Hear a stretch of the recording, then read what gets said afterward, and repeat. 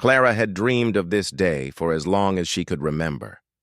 From the moment she was a little girl, she pictured herself walking down the aisle in a flowing white gown, the sunlight catching every delicate fold of lace and tulle. She imagined the soft murmurs of admiration from family and friends, the sweet scent of fresh roses filling the chapel, and the comforting promise of love waiting for her at the altar. But standing there now, her dreams felt shattered. The garden chapel was breathtaking. Vibrant flowers lined the aisle, their colors almost too perfect to be real, and the gentle hum of a string quartet floated through the warm summer air. Clara's heart had been racing with excitement all morning as she adjusted the veil and smoothed the delicate lace of her dress. Every detail had been meticulously planned, the seating, the floral arrangements, the cake, but none of that mattered anymore. None of it could erase the ache growing in her chest as the minutes dragged on.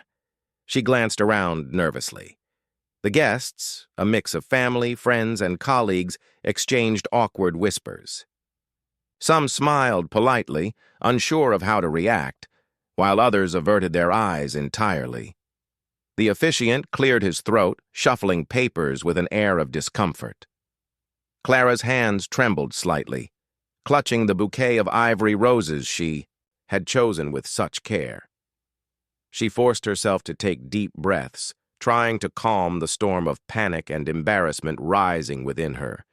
She had imagined this moment countless times, walking toward him, seeing that reassuring smile, hearing the vows they had written together, but there was no smile waiting for her.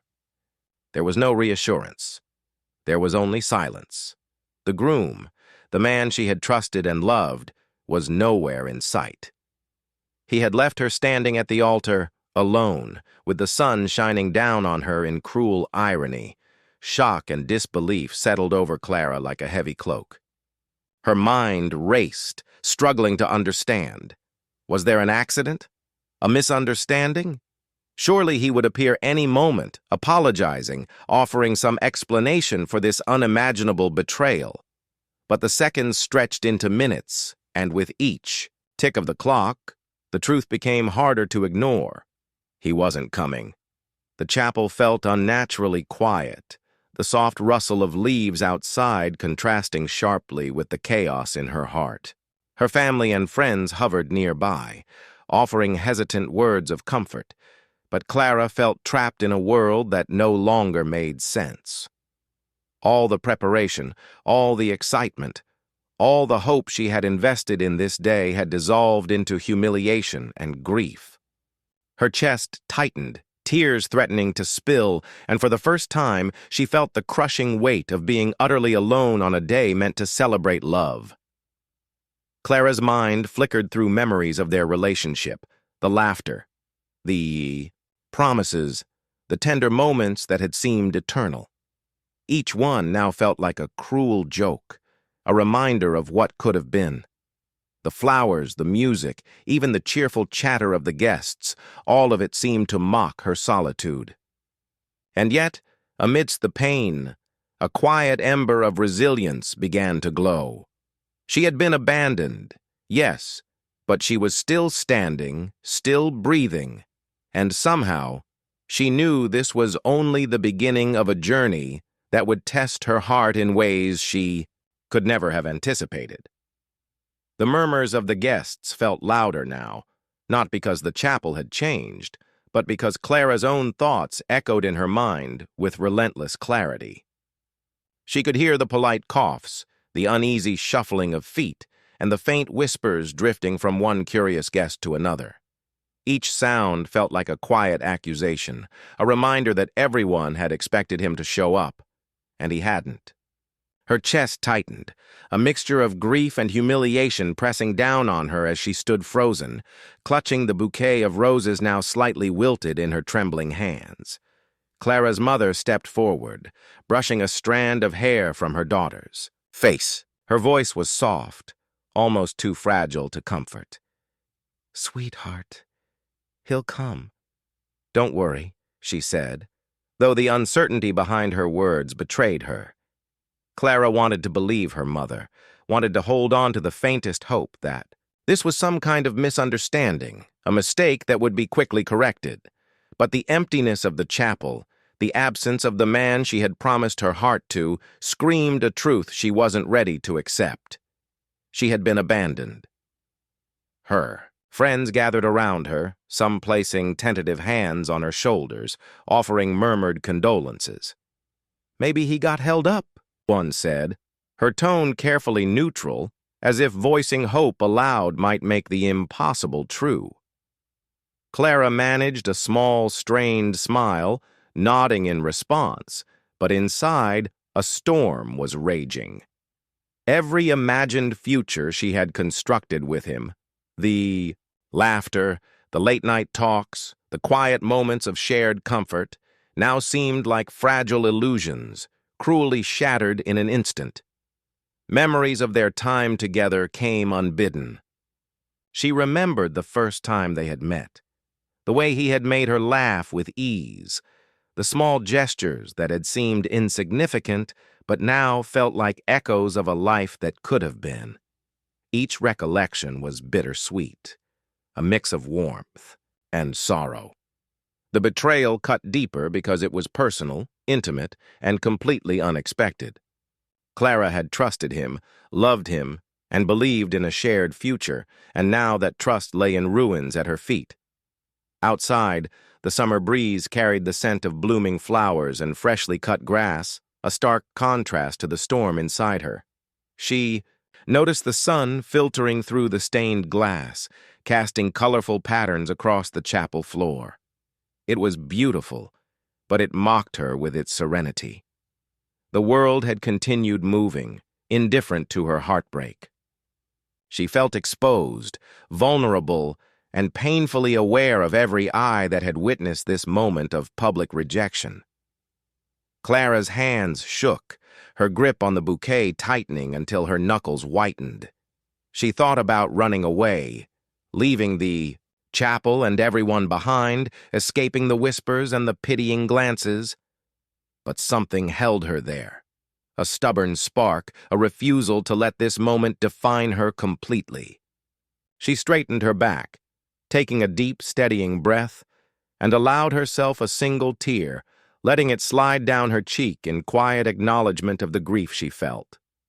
In that silent, heart-wrenching moment, Clara realized that life had changed irrevocably, and she was standing at the edge of a new reality, one where the person she had expected to be her partner had abandoned her. Yet, within the ache, a seed of resilience began to take root. She didn't know what the future held, but she knew she would face it, one trembling step at a time. Clara was still reeling from the shock of abandonment when she first noticed her.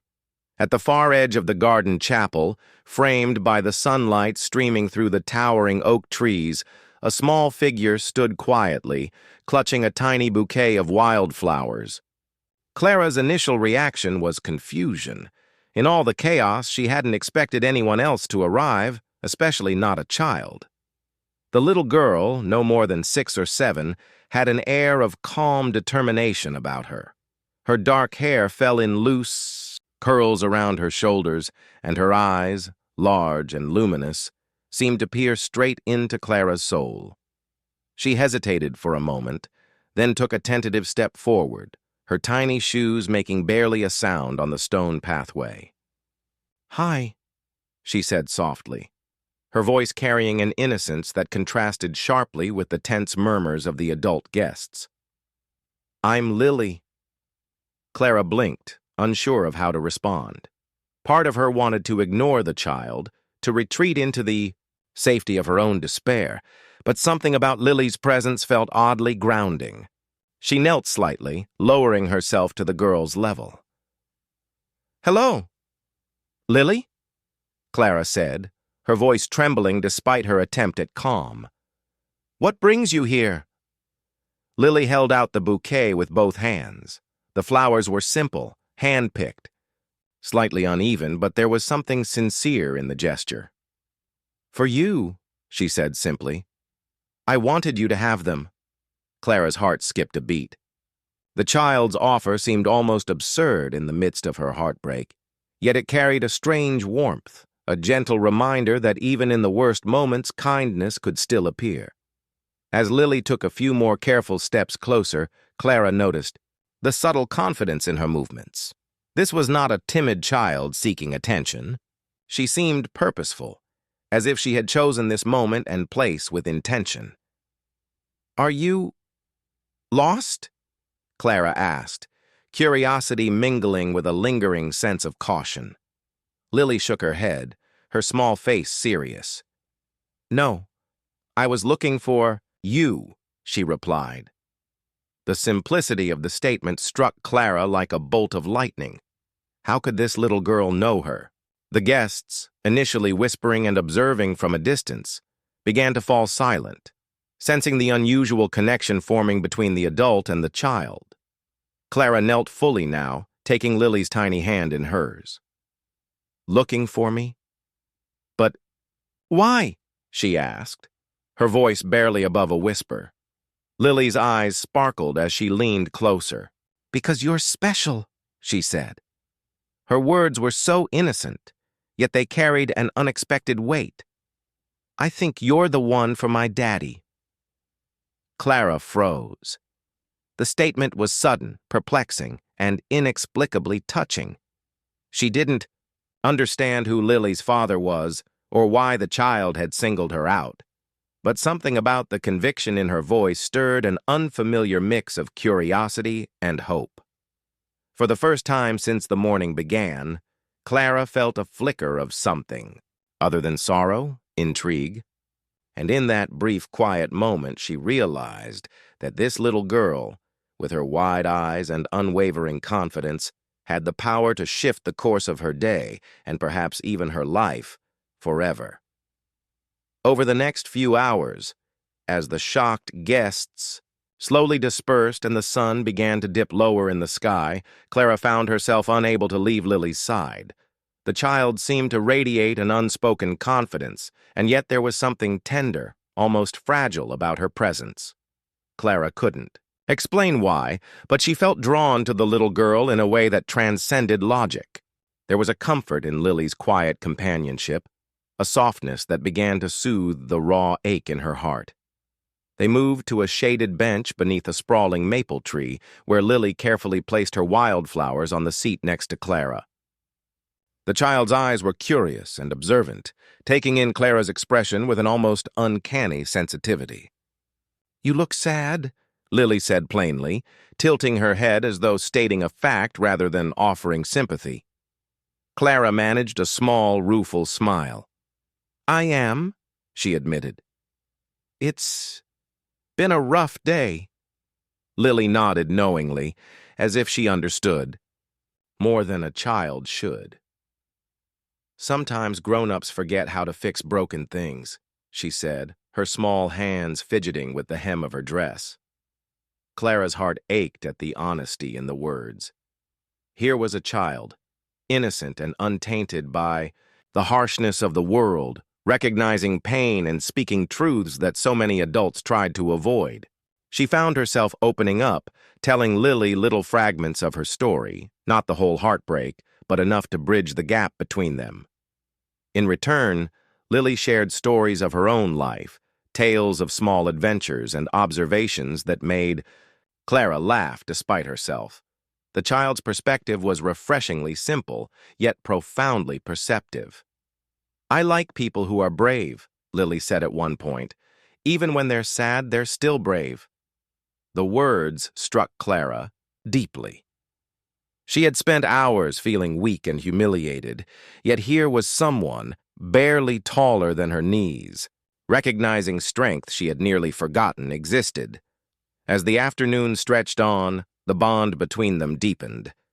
Lily asked questions that revealed a wisdom beyond her years, gently probing Clara's thoughts and feelings. "Do you think people can be trusted?" she asked innocently, watching Clara closely. Clara hesitated, then nodded slowly. "Yes," she said, her voice steadier than she expected. "Even after bad things happen, some people can be trusted." Lily's small hand found hers, squeezing it lightly as if sealing an unspoken promise. The world around them faded. The sun dipped lower, casting golden light over the garden, and the distant hum of the city seemed to disappear. In this quiet space, Clara began to feel something she hadn't felt since the morning: hope. She realized that Lily's presence was more than coincidence. Somehow, this little girl had entered her life at precisely the moment she needed a lifeline, a reminder that even in despair, connections could form that were stronger than sorrow, gentler than loss, and more transformative than anyone could predict. By the time the first stars began to appear in the dusky sky, Clara understood something profound. Lily was not just a fleeting comfort. She was a spark, a bridge to something new and unexpected. And as they sat side by side, Clara felt the first stirrings of a bond that might not only heal her heart, but also open the door to a life she had never imagined possible.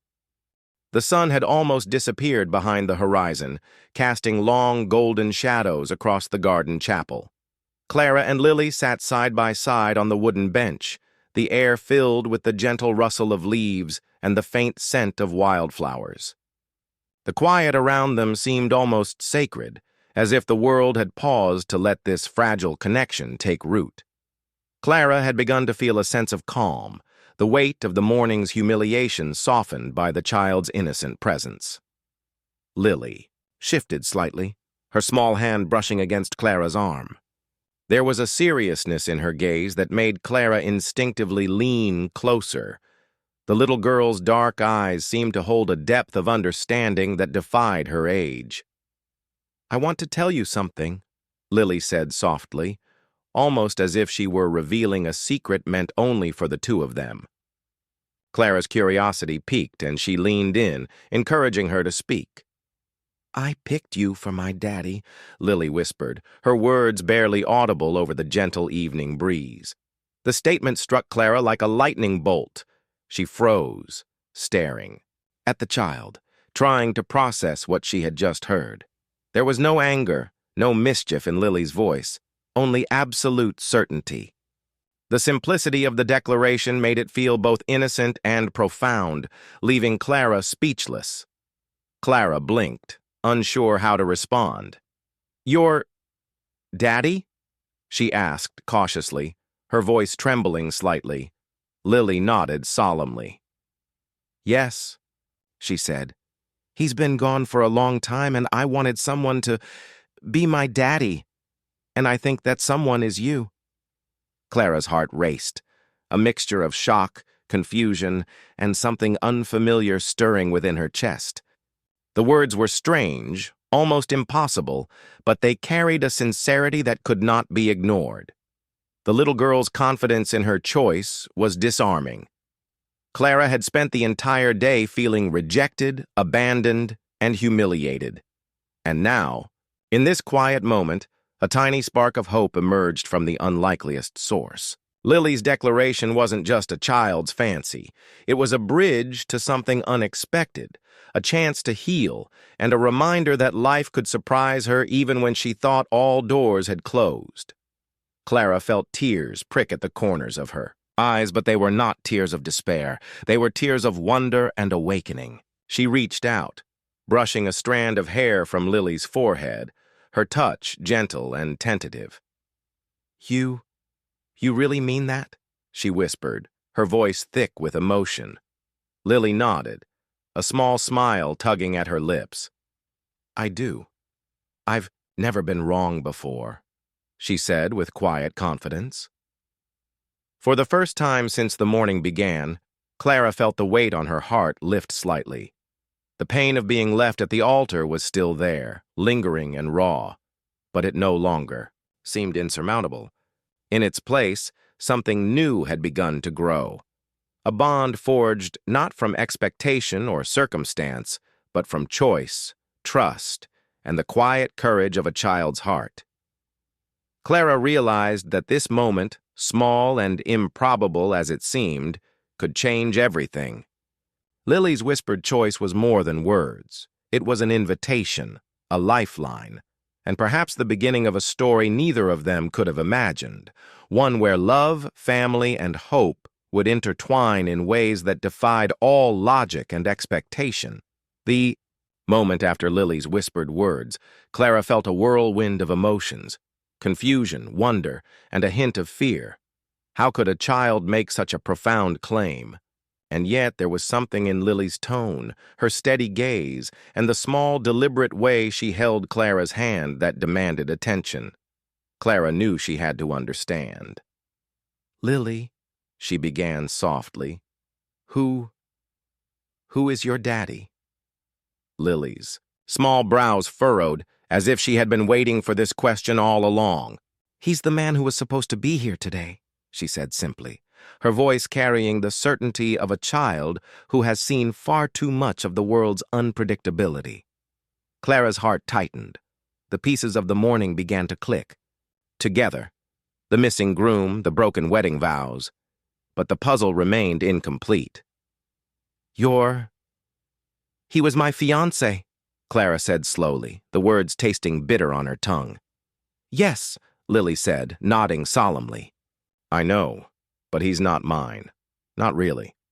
I've been looking for someone who can be my daddy for real, someone who's brave and kind, someone like you." Her words hit Clara with the force of a revelation. The child wasn't merely wandering into her life by chance. There was a story here, one that bridged loss, longing, and hope. Lily began to explain in halting sentences that mixed innocence with surprising clarity. Her mother had passed away years ago, leaving her with memories and questions too heavy for her small shoulders. Her father, Clara's absent groom, had been unreliable, distracted, and ultimately absent. She had spent months piecing together her own understanding of family, longing for a presence that could offer her the stability and love she craved. And now, in this garden, she had found Clara. Clara listened, her chest tightening not only with empathy, but with a growing sense of protectiveness. The little girl's story was heartbreaking, but it was also a testament to resilience and courage. Lily's ability to articulate her needs, to take a step forward into the unknown, was something Clara hadn't expected, and yet it resonated deeply with her own heartache. She realized that this child, abandoned in different ways, was now offering her a chance to form a bond that was entirely untainted by betrayal or expectation. The revelation forced Clara to reflect on her own life. The man who had left her at the altar had not only broken her heart, but inadvertently opened the door for something unexpected. A connection forged not by circumstance, but by choice.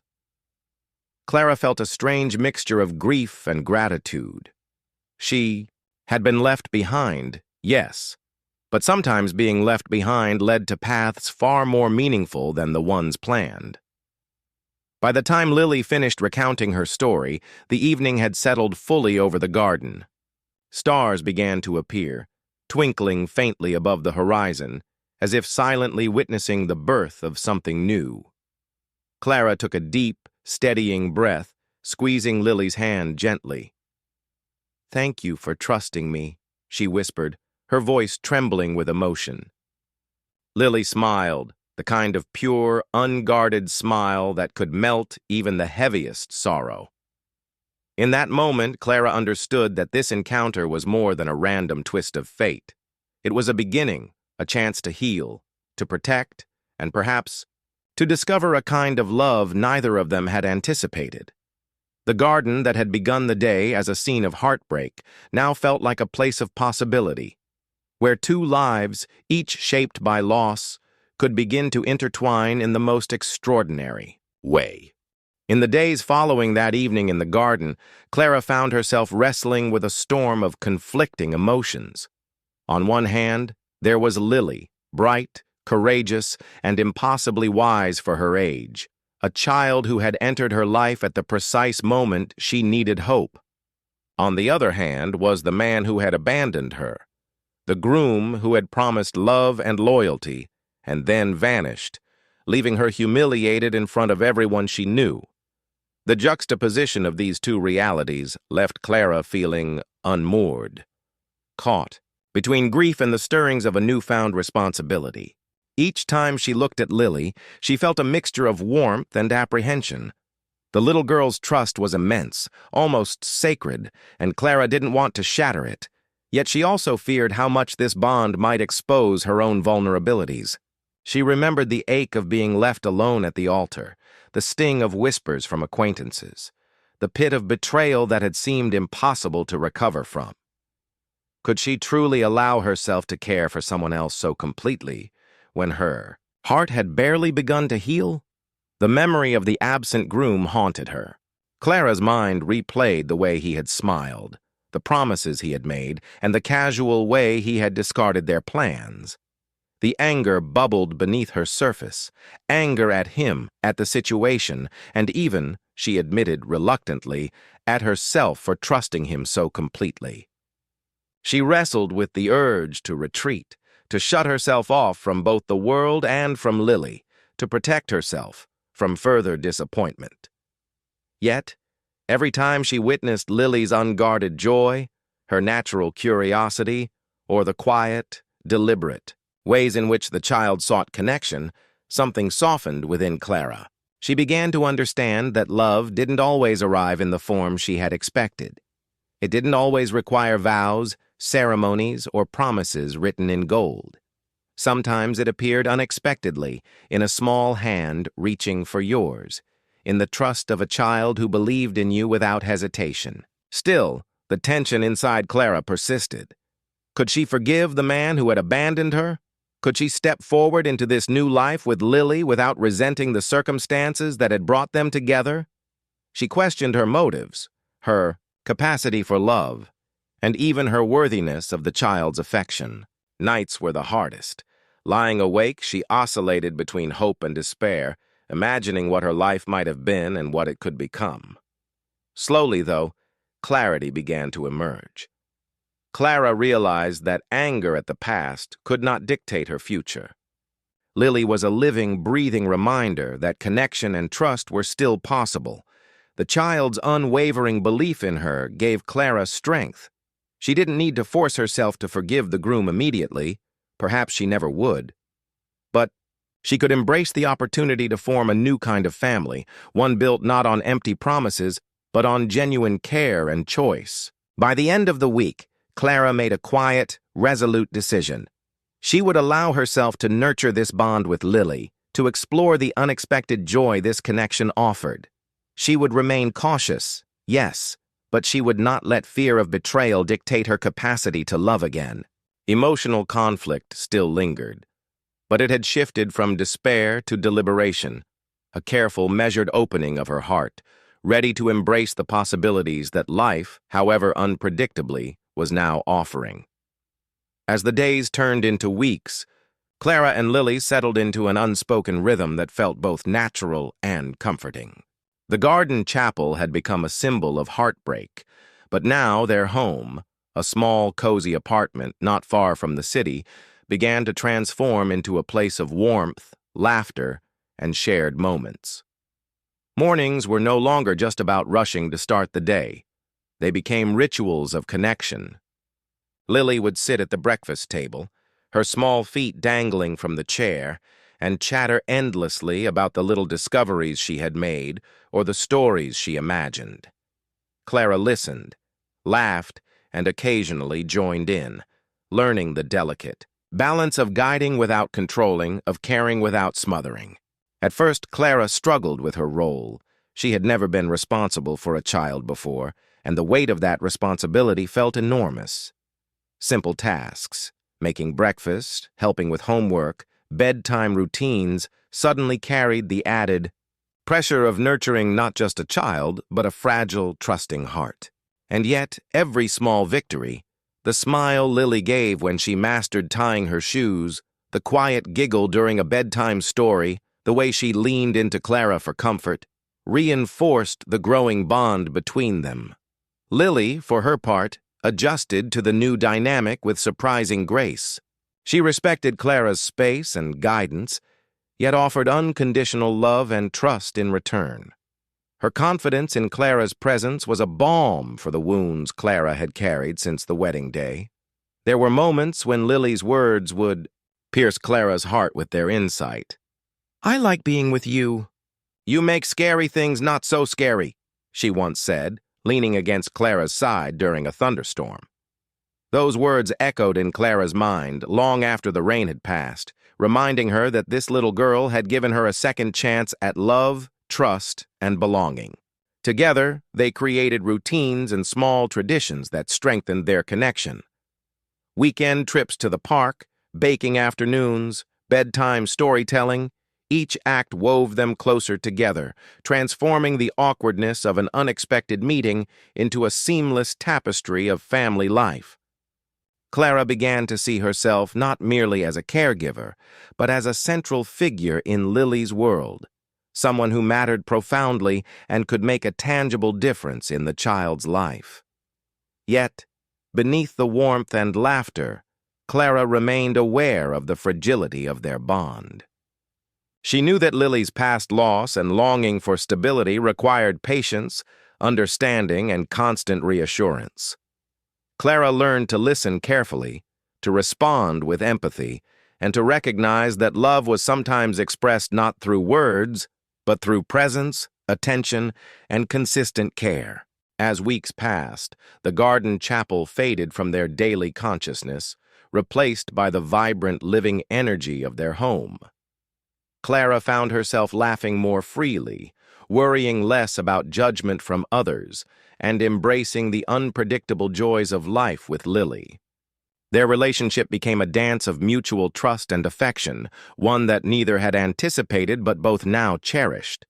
In nurturing Lily, Clara found herself healed in unexpected ways, discovering strength, compassion, and the quiet, enduring happiness that comes from building a family not defined by circumstance, but by choice.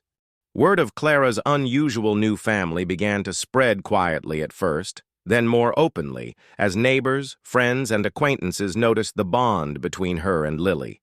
At first, whispers carried a mix of curiosity and judgment. After all, a woman abandoned at her own wedding, now raising a child who was not hers by birth, seemed a scandal waiting to happen. But as they observed the two together, their perceptions began to shift. Clara and Lily had a natural rhythm that radiated warmth. On weekends, the pair could be seen walking hand in hand through the local park, Lily skipping ahead occasionally, then turning to make sure Clara was still with her. People noticed the laughter that spilled from their shared moments, the way Clara patiently helped Lily navigate challenges, and the small but deliberate ways she had woven herself into the child's world. Where there had once been whispers of pity, now there were murmurs of admiration. It was at a small neighborhood gathering that Clara truly felt the subtle shift.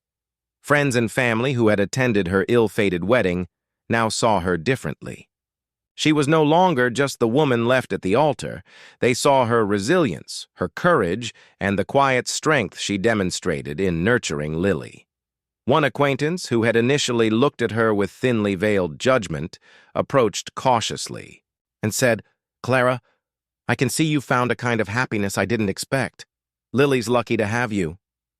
The words, spoken with sincerity, carried a weight Clara had not anticipated. A quiet acknowledgement that her heartbreak had transformed into something meaningful. Even strangers began to notice.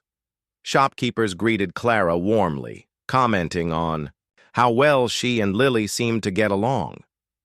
Parents at Lily's school observed the care Clara took in preparing for events and helping with projects.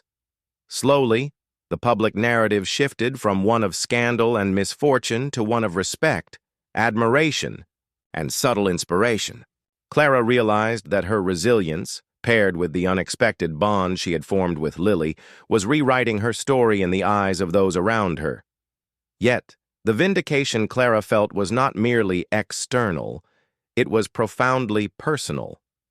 She had endured humiliation, grief, and betrayal, and now she stood tall, not because she had followed the traditional path society expected, but because she had embraced the unexpected. In nurturing Lily, she had discovered her own capacity for love, patience, and joy.